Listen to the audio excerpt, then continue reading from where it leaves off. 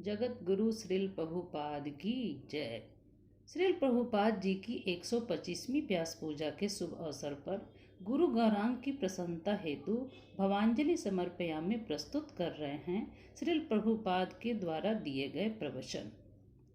प्रभुपाद के प्रवचनों को अपनी वाणी में प्रस्तुत कर प्रभुपाद जी को भवांजलि अर्पित करना उसी के समान है जैसे गंगा के जल से ही गंगा का अर्चन और अर्पण करना।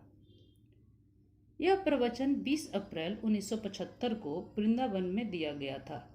प्रवचन का विषय था पीड़ित मानवता की रक्षा।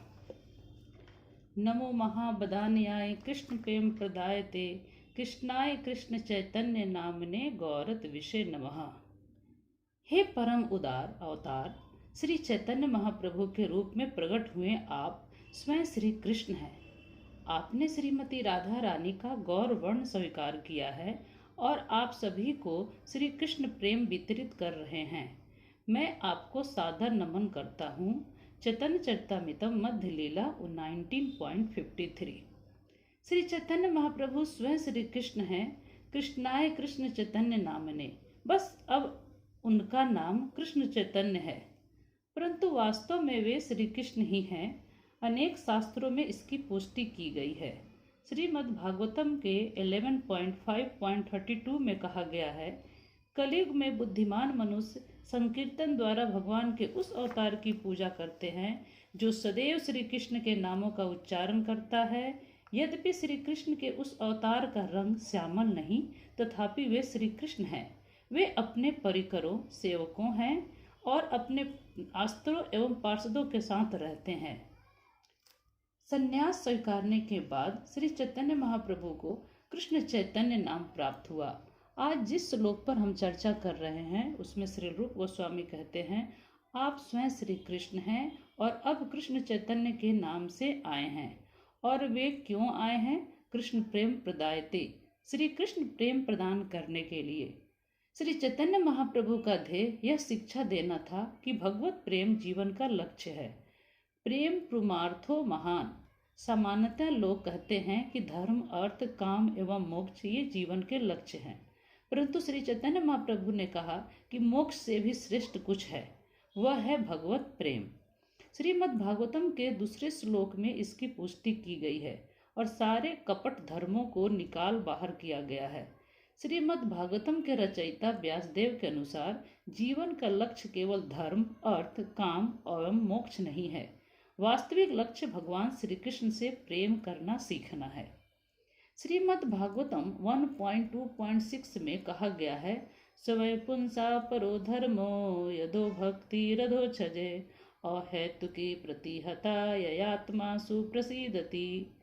संपूर्ण मानवता का सर्वोच्च कर्तव्य यह कार्य है जिससे मनुष्य भगवान अधोछज के प्रति प्रेममयी भक्ति प्राप्त कर सके। बिना किसी हेतु के यह निर्बाध ऐसी भक्ति ही आत्मा को पूर्णतः संतुष्ट कर सकती है।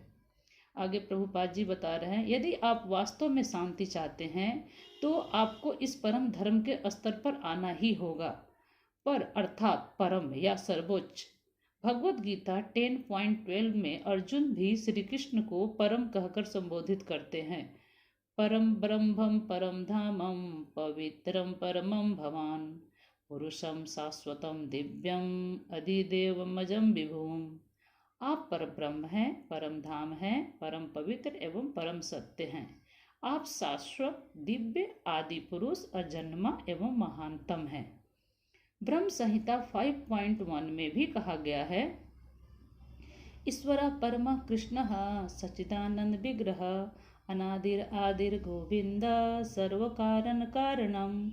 गोविंद नाम से विख्यात श्री कृष्ण ही परम ईश्वर है।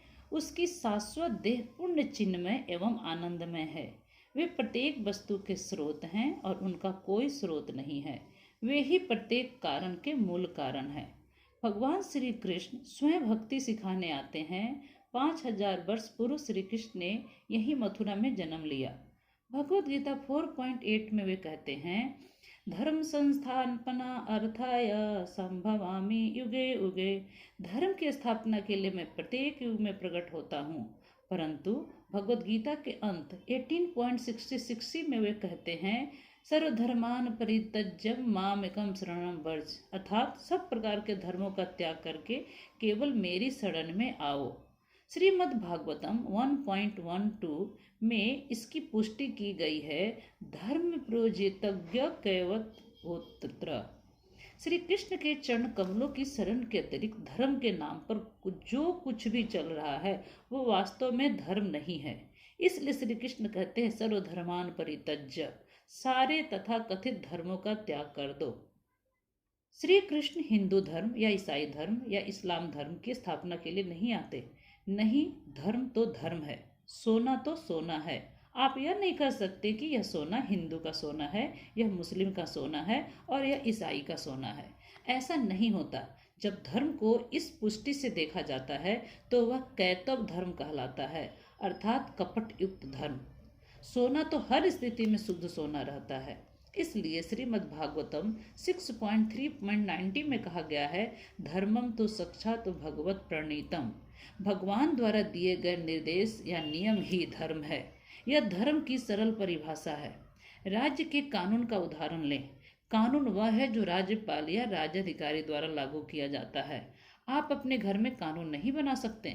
आप नहीं कह सकते मैं सरकार या राज्यपाल के नियम की परवाह नहीं करता, अपने कानून में स्वयं बनाऊंगा। ऐसा संभव नहीं है। उन्हें कभी भी कानून स्वीकारा नहीं जाएगा। इसी प्रकार यदि आप स्वयं धर्म के नियम बनाएंगे तो उसका कोई मूल्य नहीं है। वह धर्म नहीं माना जाएगा, वह कपट धर्म होगा। आध्यात्मिक शिक्षा का आरंभ। प्रभुपाद आगे कहते हैं, इसलिए तो परम भगवान श्री कृष्ण कहते हैं वही धर्म है, मामेकम शरणम व्रज, केवल मेरी शरण लो, अन्य सब धोखाधड़ी है। और जब श्री कृष्ण कहते हैं कि मेरी शरण आओ तो उसका यह आदेश किसी विशेष समुदाय या देश के लोगों के लिए नहीं है, यह सबके लिए है। मैं सर्वेषु सर्वयोनिषु कौन्तेय मूर्तय संभवन्ति यः तासाम ब्रह्मणोऽधीरहं बीजप्रदं पिता। मैं समस्त योनियों में बीज प्रदान करने वाला पिता हूँ। गीता 14.4 में श्री कृष्ण यह नहीं कहते मैं भारतीय हिंदुओं के लिए उपदेश कर रहा हूँ।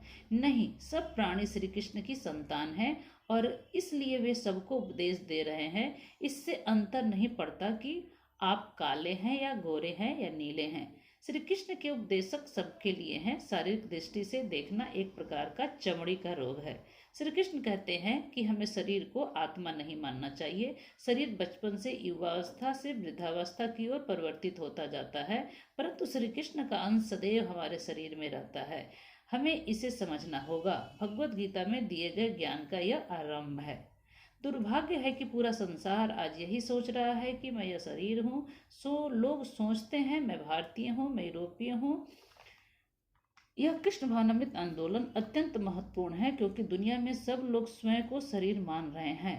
कोई नहीं जानता कि यह शरीर नहीं अपितु शरीर के भीतर आत्मा है। उसी प्रकार जैसे वे वस्त्र नहीं हूँ अपितु वस्त्रों के भीतर व्यक्ति हूँ।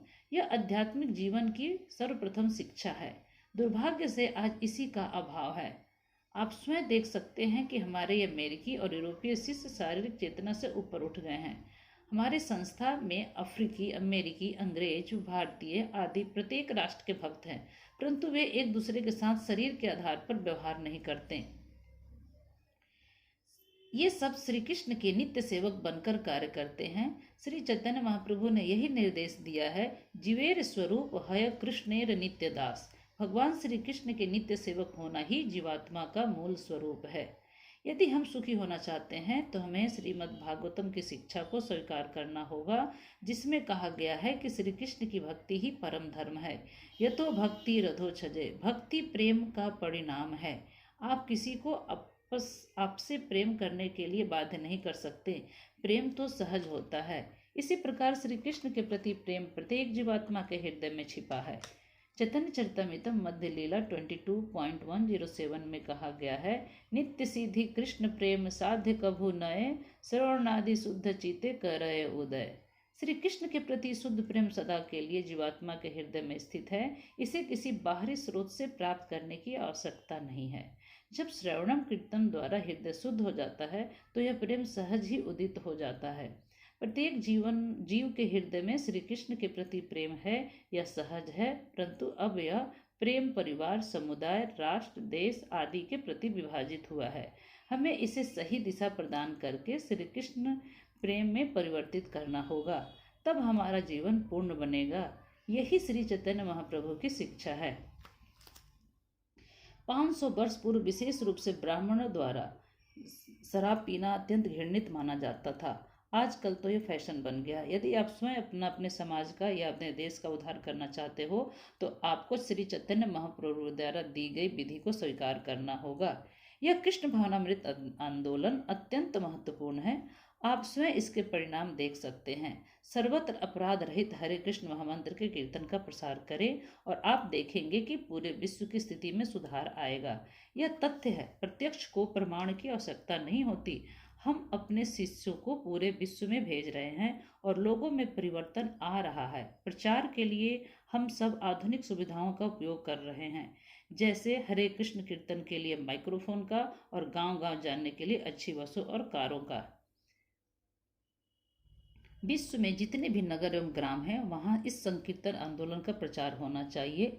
यह उत्तरदायित्व प्रमुख रूप से भारतीयों का है। भारतीय स्वाभाविक रूप से कृष्ण भक्त होते हैं, परंतु अब वे कृत्रिम रूप से श्री कृष्ण को भूलने का प्रयास कर रहे हैं, किंतु हमें यह रोकना होगा। यह आंदोलन विश्व में खूब फैल रहा है, फिर हमारे देश में क्यों नहीं फैल रहा है? सरकार, नेताओं, अभिभावकों को यह आंदोलन के प्रति गंभीर होना, इसकी सहायता करनी चाहिए। हम प्रचार करने के लिए विदेशों से लोग ला रहे हैं, परंतु मैं कब तक इसे लाता रहूँगा? हम पूरे भारत में इसका प्रचार करना चाहते हैं। इसलिए हम शिक्षित बुद्धिमान युवकों को निवेदन करते हैं कि वे आगे आएं और इस आंदोलन का अध्ययन करें। यह कोई अंधविश्वास या भावुकता नहीं है। हमारे पास पुस्तकें हैं। हमने इस आंदोलन के सिद्धांत से संबंधित 50 पुस्तकें प्रकाशित कर ली है। श्री चैतन्य महाप्रभु का यह आंदोलन सबके लिए है, चाहे कोई अशिक्षित हो या बड़ा वैज्ञानिक, दार्शनिक, समाजसेवी अथवा राजनेता, कोई भी इसे स्वीकार कर सकता है। शिक्षित वैज्ञानिकों एवं दार्शनिकों के लिए हमारे पास अनेक पुस्तकें हैं और जो शिक्षित नहीं हैं वो केवल हरे कृष्ण का जप एवं कीर्तन कर सकते हैं। यह आंदोलन धीरे धीरे स्थापित होता जा रहा है। उच्च वर्गीय लोग हमारी पुस्तकें ले रहे हैं। विश्वविद्यालय के बड़े बड़े प्रोफेसर हमारी उन पुस्तकों के लिए अग्रिम धनराशि दे रहे हैं जो अभी तक प्रकाशित नहीं हुई है। यहाँ हमारे सन्यासी सत्य स्वरूप दास गोस्वामी बैठे हैं। वे विश्व भर के विश्वविद्यालयों, पुस्तकालयों, प्रोफेसरों के पास जा रहे हैं और लोग अच्छी तरह हमारी पुस्तकों को स्वीकार कर रहे हैं। मत सोचिए कि यह आंदोलन सांप्रदायिक है। हमारा सहयोग करें और इस प्रकार संपूर्ण मानव जाति की सहायता करें। हरे कृष्णा। शिल प्रभुपाद की जय।